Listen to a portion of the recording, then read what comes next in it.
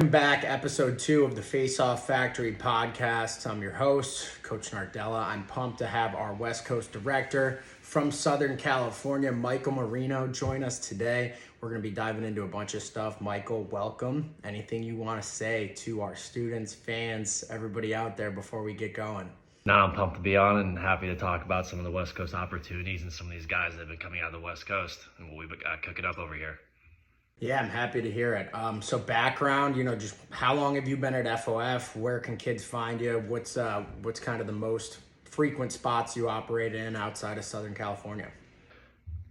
How long have I been at Face Off Factory? I think a part of the entire thing, when you first ever came out, Brian and Blake were running sessions at Corona Bar. I've been a part of it since it started in Orange County on my end here on the West Coast, and then kind of more on the back end and taking on my role, 4 or 5 years now, I'm entering in. And I kind of more so operate out of Orange County, the Southern California area. And, most of these kids usually find me on Instagram or they see that I'm a part of the Concordia staff. So they can usually reach out to me, but I mainly operate out of Orange County, San Diego, and LA. And then I'll travel up and down the West Coast, going to Oregon, Seattle, Salt Lake, Reno, all over the place. So it's kind of like a traveling band. Michael is one busy bee for any of you guys who, might not be in California, but in any of these neighboring states. We're making a concerted effort, and he is especially to come out and see you guys. So make sure you're checking out our FOF West page on Instagram and our website, because we have a ton of offerings. Michael's hitting plane rides, 2 to 5 times a month for clinics and development days. So we'd love to see you guys join some of the stuff we got going on. And, it's funny you mentioned you've been here from the start. Michael was an original student when, Blake Burkhart and I started Face Off Factory back in 2015 with his dad, Brian. And those sessions look a lot different than the ones we do today. Some of the formatting is still very similar, but it was all knee down. We were doing a lot different drills. It was very different techniques, and we were practicing a lot different stuff. So it's kind of cool to see the evolution.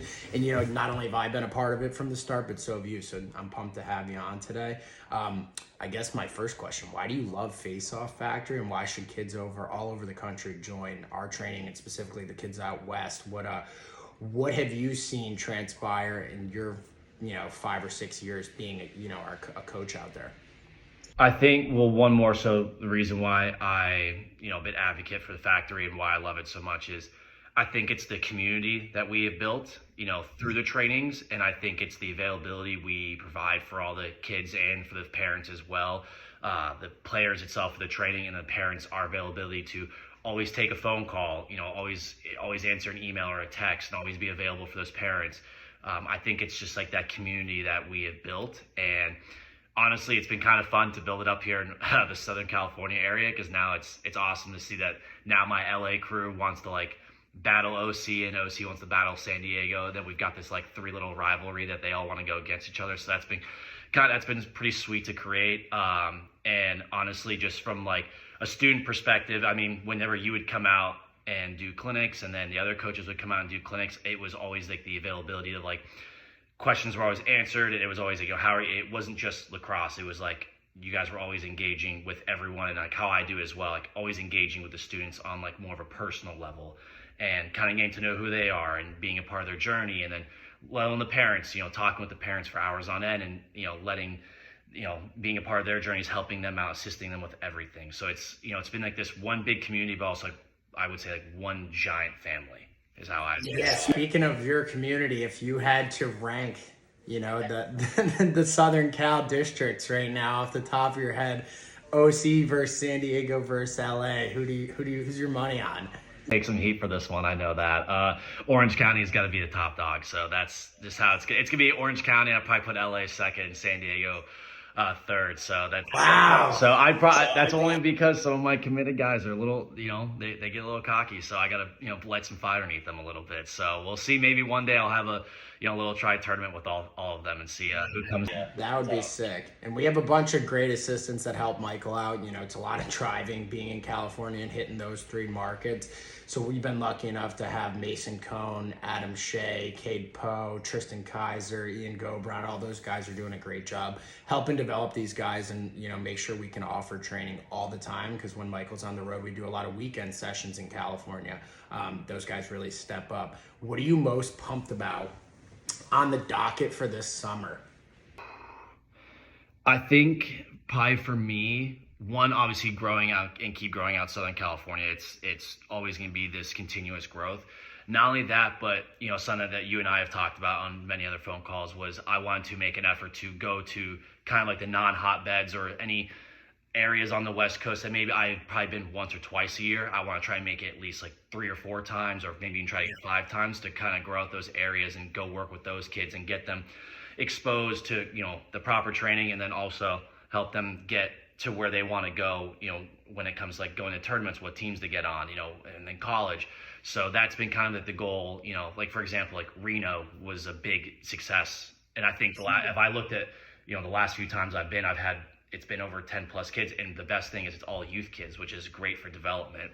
Like doing Reno, Seattle, and Oregon, those are big ones for this summer. Salt Lake City. So, thankful I've got assistants as well as like Tyson Johnson, the PNW, who's been phenomenal and growing in the area. And again, someone who just loves being a part of the factory and helping the kids. And, I've got, Dylan Checketts and Jack Fairbanks over in Salt Lake City. So they're going to step up big time this summer to help out the Salt Lake area. So it's going to be awesome to see what we can grow. And then the new one is Boise. So that's going to be the test this year and see if we can grow that one, see where I can hit that at least 3 or 4 times a year. Awesome. Yeah, I actually got asked to work a camp in Boise this summer that I'm really seriously considering. It's on a bye week, so I've heard it's a pretty cool area. Maybe we'll have to tag team it. Breakout studs on the West Coast. Who do we got to keep an eye on this summer? Who are some of our up-and-comers, non-committed guys or guys that have really put in the work lately that you're hyped about their progress and excited to see how they do against, national competition when it comes to the club circuit? So I've got a list here because I'm going to go off the entire West Coast right here. So I'm going to start with the Seattle area. I've got an uncommitted 2025 who's done very well the last few years. His name's Colby Richardson. Another one who's battled a lot from injury. Actually, I just picked him up for Concordia just lately. His name's Dawson Loudermilk. Another one's Cash Renz. Those are probably some big names that have kind of come out of that Seattle area. Another one's Wes Schmidt, younger brother of Miles Schmidt, who's crushing it at Bates. Wes is going to Roanoke. Going down to Oregon, I've got Cash Groves, who's going to Queens, and he's been a big name coming out of Oregon the last few years. Going on to Reno now, I got 2 guys right here. One is actually from San Diego, but moved to Tahoe in the Reno area to go to do skiing. But I've got, his name's Jonah Paisner. The next one's Jake Tatro. One from Sacramento is Merrick Noren. Montana, I'm going to throw this one in here. Cruz Grace. I think he's been a big up-and-coming name. So he's got some good size. He's got some good hands. He did very well at Winter War. Now going to like the SoCal area, Seamus Ryan, the 2027. You and I have known him since he was so young and coming to our clinics. So he's doing very well. Another one that I've been happy with, and I'm pumped to see what he's going to do next year at Emerson is Enzo Choi. And then I've got two big dogs, 2 young bucks coming in hot. It's Andrew Goldman and Carl Robeson. Andrew from Loyola and Carl from Santa Margarita. And then I'm going to throw in some younger guys in there that are going into their freshman year next year, going to 8th grade. Tyson Schmalz from Idaho. And then my 3 San Diego boys, Max London, Caleb Nehema, Mason Cohn's younger brother, Elliot Armstrong, and then the Utah native, but now moved to Maryland, Hunter Hodges. So those are some younger guys that some coaches need to be on the lookout for when they step into the high school scene. Yeah, a lot of these guys come to our national events and do great against, East Coast, Midwest competition, like a lot of really good face-off guys. These guys are all studs, so definitely keep an eye out for them. Shifting gears, when we're on the podcast, like we love to intro with the factory. Second is kind of personal. We like to teach the audience a little bit more about you, and then we're going to dive into some development tips and college lacrosse. But on the personal side, like where are you from? What was your lacrosse background and path, and how'd you end up where you're at now, being someone who's, coached in the college space for 5 years and pretty much a full-time lacrosse coach? Yeah, so I grew up in Orange County, so I'm in between LA and San Diego, but grew up in Orange County. I actually played baseball my entire life, and I still love it to this day, and I'm probably the only person I know that would sit there on TV and watch baseball, not because I love watching it. But I actually got introduced to lacrosse in 8th grade from my PE teacher, and I think I just fell in love with like the fast pace of the game, kind of like using a stick and scoring goals. I think I like the idea of it and kind of working with the team. And then baseball just didn't work out, and I kind of just grew out of it. And then I kind of stepped into lacrosse my freshman year. I got introduced to kind of like the face-off portion of it, actually from a senior of ours that has another D2 guy, player Lenore Ryan, shout out Ryan Wing, who gave me like my first set of like face-off instruction, but like very minimal. And it kind of just stuck from there. And then kind of just would watch YouTube videos. And my freshman year, actually, I barely got playing time on JV, and it was like I thought I was deserving of it, but I worked my ass off every day for it. And at the time, the coach didn't really think that I had the potential to do it. So I could have taken it two ways. One was to just sit back and, kind of just accept that I won't ever play, or I'm going to take the other route and the right path, which is in my mind was to prove them wrong and do everything in my power to make sure I play the next year. And my next year I've gotten to varsity, and then no one wanted to face off, and I just took it as an opportunity. I was to get easy playing time. Did that, and then I got introduced to like you and Blake doing the sessions at Corona Del Mar, and I was just with Double D this weekend, and that's someone that I used to train with all the time. That. So, and so we used to do all those Sunday sessions, and I think that was like the hooking factor for me. Like I was hooked onto like, this is like an hour and a half or an hour that we got to have to like take draws and like have fun doing it and like learn. And I saw a huge growth, and let alone I had to spend every weekend going against Eric and Jason, which was not fun at all. But the only way I got better was just to get my ass kicked every weekend. So I stuck with it, and then my junior year it kind of exploded, and I started doing more tournaments. My dad and I started traveling a bit more, and then my senior year I ended up committing to Colorado Mesa on a scholarship, so that was pretty sweet. So that's kind of where I've gotten to that. And then honestly, every time you came out to Cali or any other coach, I simply just wanted to like help coach and kind of just do it because I enjoyed coaching the kids and working with them and doing like those private one-on-ones or small group sessions. And so I always stayed in touch with you, always calling you and Blake all the time for questions and kind of helping me throughout the college game. But yeah, I always stuck with it. And then I worked corporate for a little bit during the COVID times. And then when you and Jimmy approached me for full time, I was pretty dead set on that. I talked to my parents about it, but I was pretty dead set on doing this full time because it's what I wanted to do. It's what I went to school for. Yeah. And it's funny because I remember the same thing, me and Blake started repping out at Corona Del Mar, all our kids who complain about, turf and this and that. We were digging up the grass and facing off in mud. And we had a pretty good, like strong little group out there. And you're right. Like instead of you complaining about being on JV as a freshman, you let me and Blake, who were Division I college kids, beat the shit out of you every weekend. And right. That's what it takes. So I think that's cool for, not only you but all our students to kind of realize that that's the only way you're going to get better is to challenge yourself and get comfortable losing and going against guys who are better than you, because that's how you improve. Some fun facts about you that the kids may not know. Well, the first one, TD is going to be happy that I'm telling the truth on this one, but just for everyone that knows about it, I am not related to Dan Marino. It's something I've always used. Just to like throw in there, I've always said it's my dad's cousin, but I am not related to Dan Marino. So that's like the first big thing. So that's usually like a fun fact, right, that I like tell everyone. And then probably the next one is that when I do tell people that, they don't really believe me, but during COVID, I actually used to work. If anyone who's out there is a big gamer and follows like FaZe Clan, I used to work for them, and I used to go to that house every day in LA, which was like Justin Bieber's old mansion, and that's like all I can really say about it because I signed some paperwork, but like that's all I can really touch. I was a personal assistant for Frazier and Jarvis, so it was pretty sweet that I got to do that. That was a completely different environment that I was not quite used to. Yeah, those dudes can ball though. You get a newfound respect for like the hours they put in too, right? Like some kids go on and mess around and chit chat on Fortnite with their friends. Like these kids are straight up like practicing and working on strategy and breakouts and everything. Knowing all the maps, hitting like the slides and the jumps, it's not. Well, I'll say this: it was the video game, like the playing part. I mean, it's almost like headache worthy. Like it's like the way they move is unreal. But it was like when they're doing like their videos, it was like when I first got into it, it was like, dude, these are just like YouTube videos.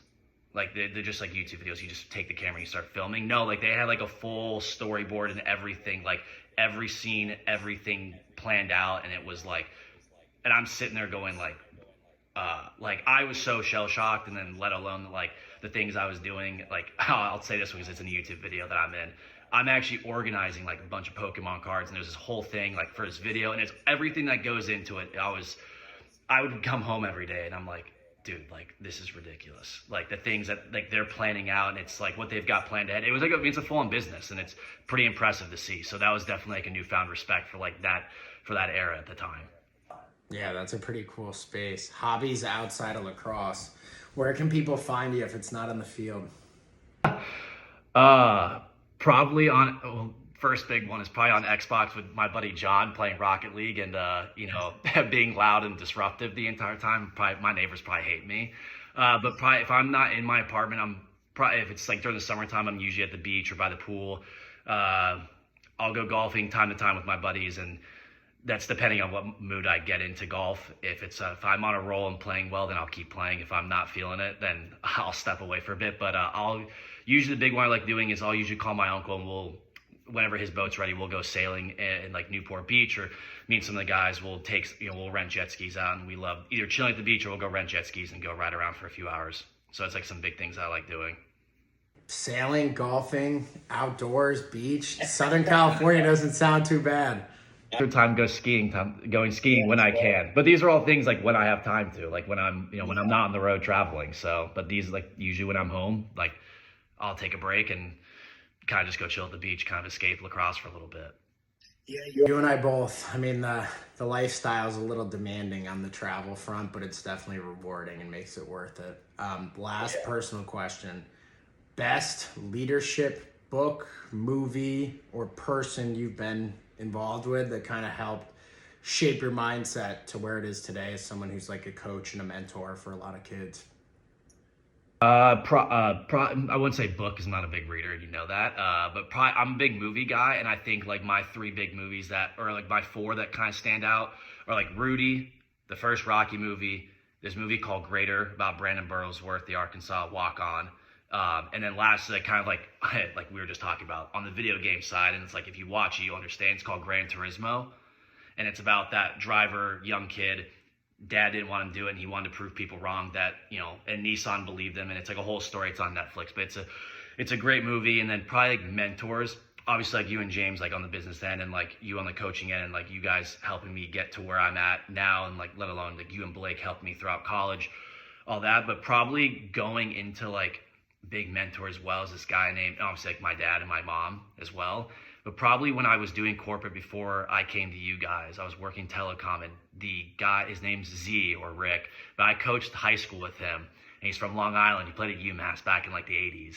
And when I was first running the Orange County sessions, he was like between every cold call I make, like probably 200 a day or whatever.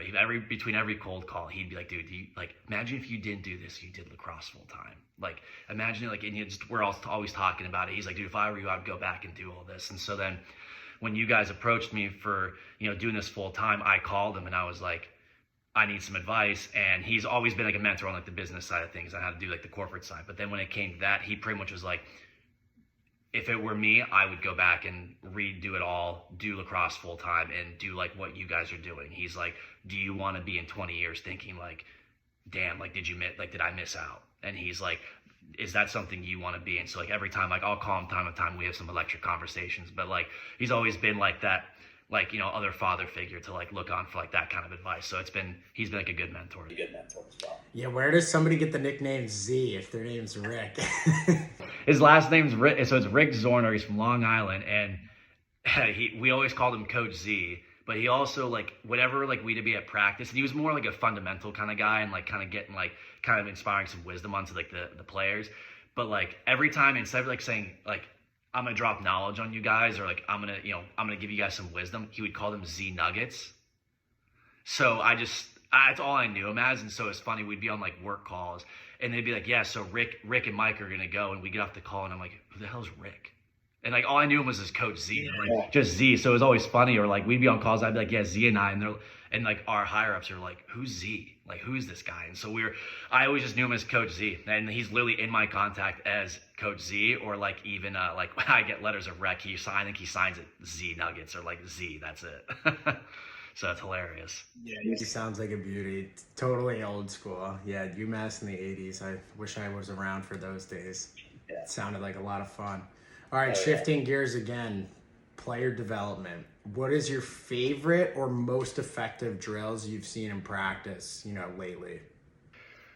I'd probably say now at the college level, probably like clamps versus counters, anything regarding like counter work and then exiting.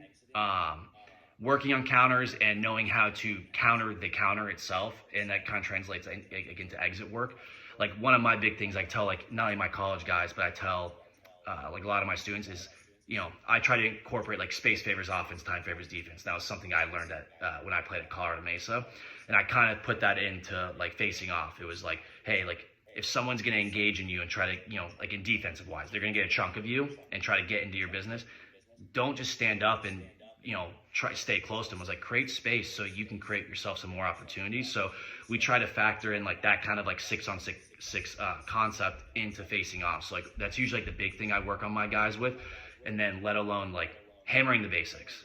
Like that's something we always start off with. And I know when Kate sees this, I know those guys are going to be like, dude, like we start with ground balls every day. Like we do like 25 GB pickups each hand, 10 to 15 roll to goosing it to yourself, because those people look at it and they're like, why are you doing that? It's going to happen in the game, so why not practice it here? So a lot of like ground ball work, a lot of exit work, a lot of that, and then just a lot of like hammering the basics and just hearing a whistle at the end of the day. Like that's just what it's going to be. But probably when I was in college, I think my biggest ones were like the exit work, kind of being different and practicing different things, so that way, because not everyone I'm going to go against faces off the exact same way. I had to prepare for everyone else. So I always try to practice something new every day and try to keep hammering it. So that way, when I got to that game, I knew what to expect and I knew the ins and outs of those moves.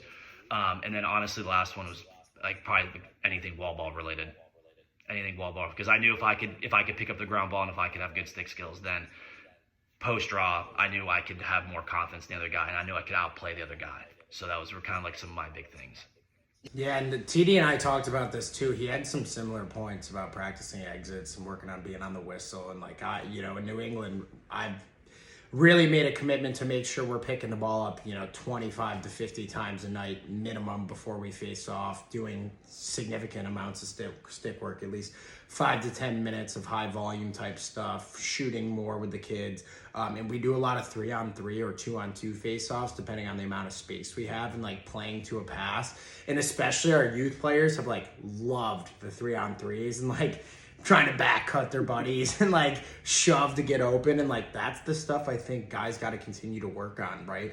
And for all our students, I think, you can't just be sitting on the sidelines during practice and facing off. You should be facing off both before and after practice and trying to do as much of the offense defense portion of practice, the transition portion of practice, because that's really what I think the evolution of our position, the face off, is turning into. You have to be a complete face-off midfielder. And I know we've made a commitment. We're actively talking about that business-wise and coaching-wise with our entire staff throughout the country, that those are like huge focal points for us. So it's pretty cool to see, even at the D2 level, you guys start and keep it as basic as possible, but then ramp up and kind of implement a lot of things the kids are seeing in games every single day.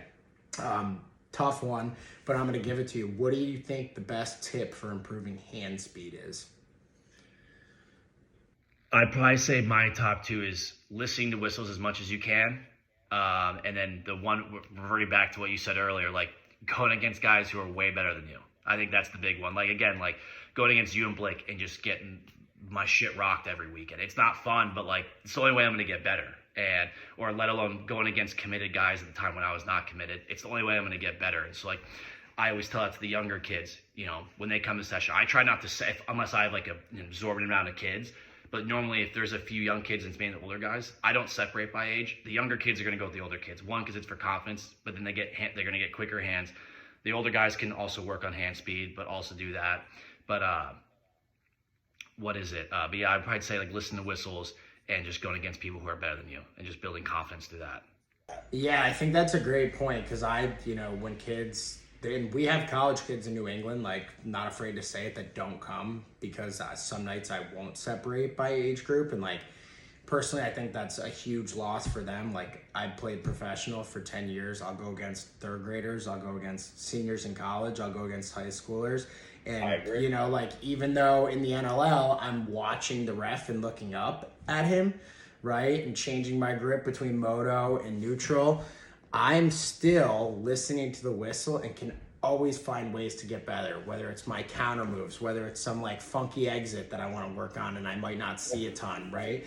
Like, there's always ways you can improve. And in terms of hand speed, like, yes, going against guys who are better than you is going to make you faster, because you know when you win, you have that immediate feedback. Like, I did everything right on that rep to get the face off. I think a couple other things, like in part with hearing whistles, is mixing up the kind of whistles you're hearing. So like, practice some really quick cadences, so you're working on anticipation.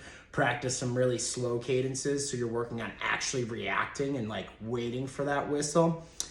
Do clamps with bands to improve the strength of the actual motion you want to rep out. And I think a lot of it comes with, like, not only do you have to practice clamping or facing off fast, you have to practice leaving fast, because that's half the battle as well.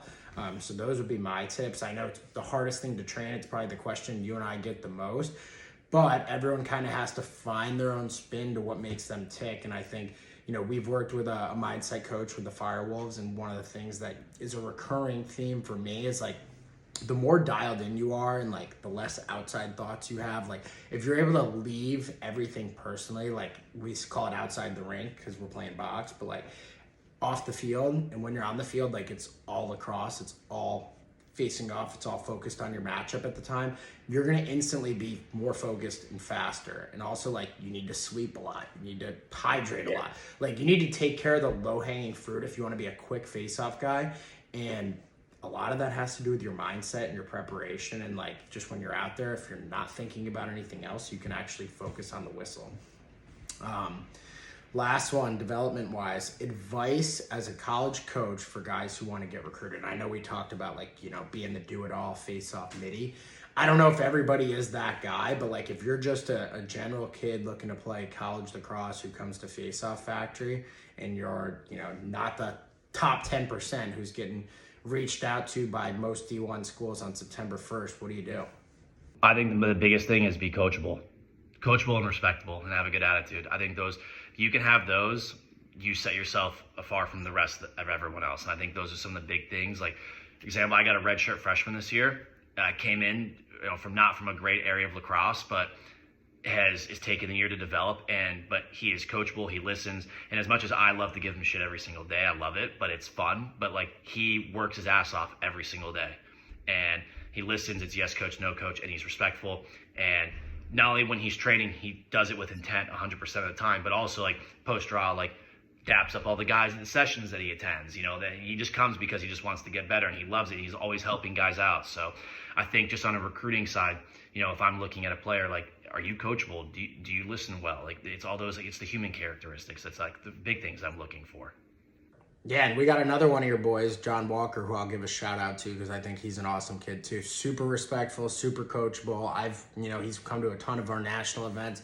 He's come when I've been out to California. He works with you really regularly. Like, he's somebody who in the past 18 months has made a huge progress, right? And like a lot of that is just buying into exactly what you're saying and like doing things the right way all the time, and just like soaking in everything you possibly can from your coach, never being argumentative, never complaining, and just like going all in, right? And that's what it's all about. I think that's how you can always maximize your potential. That's great advice. Now, last but not least, we got college lacrosse. What has it been like being on a staff that's transitioned from MCLA, where you guys were, you know, two-time champs, to D2, where you're playing a pretty tough schedule? How has that transition been? Like, what are the biggest differences? I guess that's my next question. But like, how's the transition from MCLA to D2 been? Kind of leave your questions in like one big answer. So I think like the way I explain to people is like, because I get that question a lot. How has it been? You know, has it been different? Is it the same? It's not the same. It's two completely different ball games. But like the biggest thing I was saying to kind of sum it all up is MCLA. Like, thank God at Concordia we were very well supported by the school, and we were well funded, and they took care of us, and so we had that privilege. But majority of the MCLA idea is you pay to play.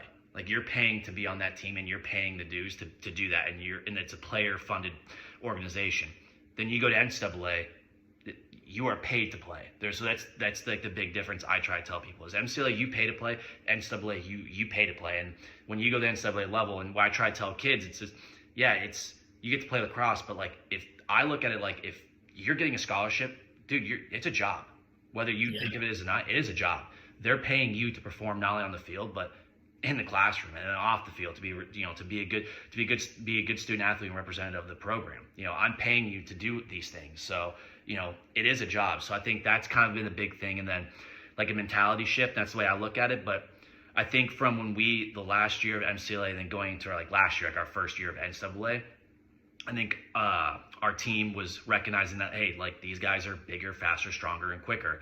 And the ball moves a whole lot different, a whole lot faster. So, from the beginning of our season last year, not fun, but we were always looking at it, hey, win or lose, we're just going to get better at one facet of the game, one game at a time. That's all it's going to be. And no matter the outcome of the season, if we can get better and get closer as a team, then we're going to be better off down the line. So like last year, like beginning of the season, rough start playing Westminster, my alma mater, Colorado Mesa, was 2 tough games. But we knew that in conference play it was going to be a 3-round fight, and it's tough to beat a team 3 times. We ended up being Westminster in the semifinals of our conference, in which for the first time in RMAC history, they've always made it to championship week or day. So now we took them down, and we ended up, sadly, and we lost to Mesa in overtime.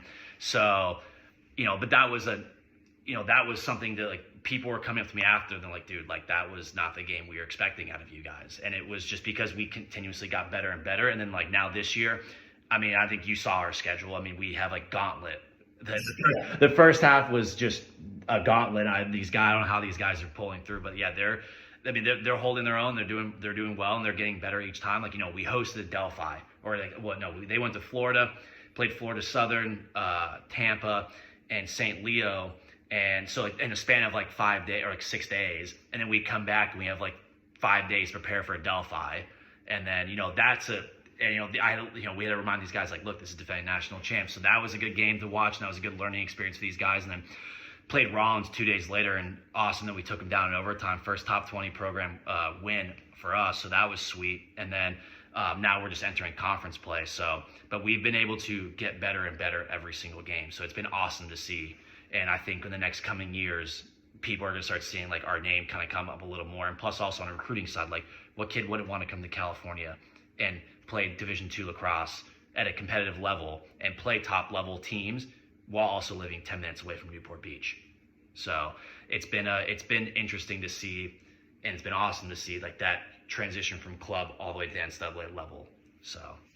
Yeah, and I think the biggest thing and what I love about it and why I'm kind of a Concordia fan by association is you guys aren't hiding from anybody. You're not trying to stack your record, right? You're trying to get the best possible out of conference games. So when it is crunch time down the stretch in that 3-round fight, you're ready for Westminster the 3rd time. You're ready to push Mesa to the absolute brink. And it's pretty cool to see, even in year 1, you guys make the conference championship, and I think in year 2 you might be a force to be reckoned with. And then my last question for you, predictions down the stretch in D2 lacrosse.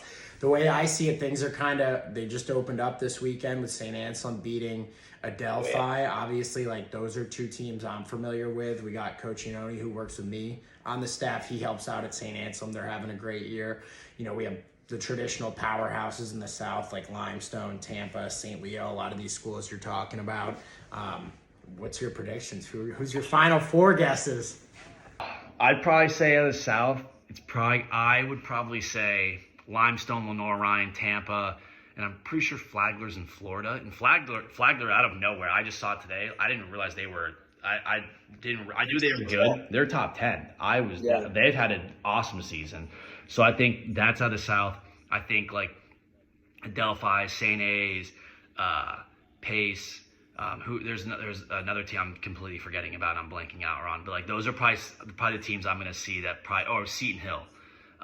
Those are probably the 4 teams from the North and the South that I'm probably going to be seeing. And then that's tough. The South is tough because the South has got it's stacked. So I'm gonna probably give my vote to Reisman and Limestone. So I gotta support Reisman. So I think I'm gonna push for Limestone and Adelphi in the final game. Like that would be a great matchup. If Concordia doesn't get there. I know one day. So that would be awesome. Now, I like being on the question side, but you get one question to close for me. Let's do besides, or I would say besides the coaching, as being an entrepreneur and being like a business owner, what has been one thing, or so one or two things that you've learned from day one up until now? Like, what are some like key takeaways, life lessons you've learned, or anything, like any advice you would give to someone who's wanting to start a business or get into that realm?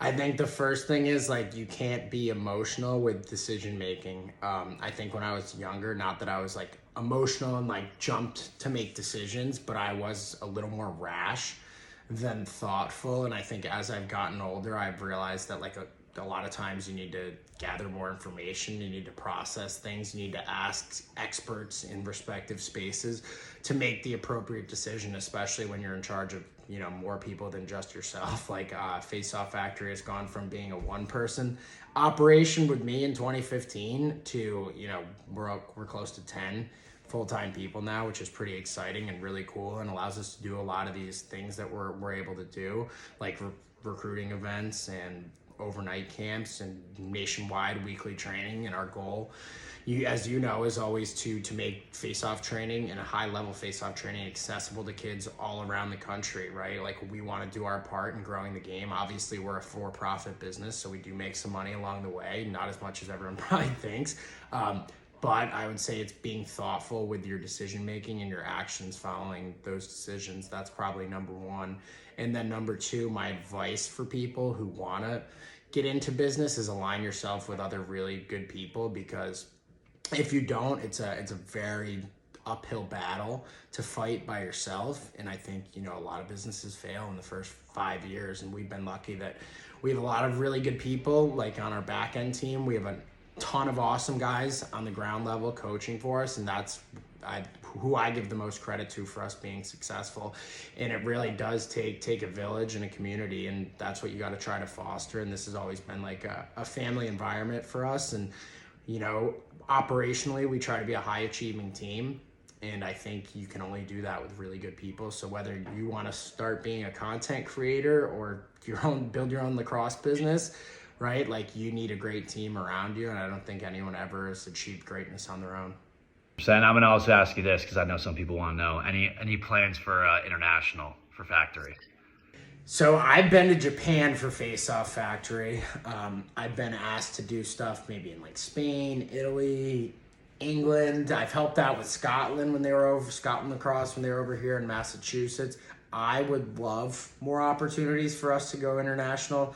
My only hamstring right now is playing both leagues, NLL and PLL. It leaves about 5 to 6 weeks of wiggle room to do something like that, and it takes a lot of planning. But I think in the coming year, we should explore more opportunities, because I do think there's some great areas around the world that are getting a lot better at lacrosse, and I think it'd be pretty neat to go out there and spread the game and do some cool work and teach the face-off. I know with the sixes being the format for the Olympics, like, the face-off isn't going to be a huge focus, but in not only the indoor international game but the outdoor international game, like, it still is a huge part of that. And there's a ton of teams now playing. I was just lucky enough to be at the World Games in Utica with USA Lacrosse for the indoor championships, and there's countries playing that you guys wouldn't even expect. And I think if we can get out there, and maybe when some of our other commitments cease or slow down a little bit, I would love to go back to a place like Japan. I'd love to get over to Europe. I'd love to go to South America. Those are all spots I've been before, and was lucky to coach in Japan, and it was super neat.